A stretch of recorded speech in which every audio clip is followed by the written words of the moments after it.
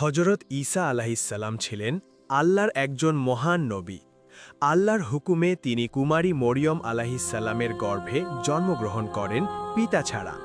এটি ছিল আল্লাহর এক মহান কুদরতি নিদর্শন। শৈশবেই আল্লাহ তাকে বিশেষ জ্ঞান দান করেন। তিনি মানুষের সামনে কথা বলে নিজের নবুয়ত প্রমাণ করেন।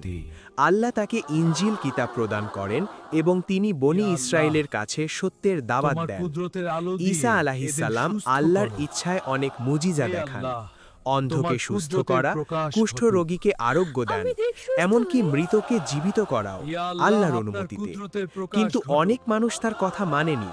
কিছু লোক তাকে হত্যা করার ষড়যন্ত্র করে। আল্লাহ তাকে রক্ষা করেন এবং আকাশে তুলে নেন।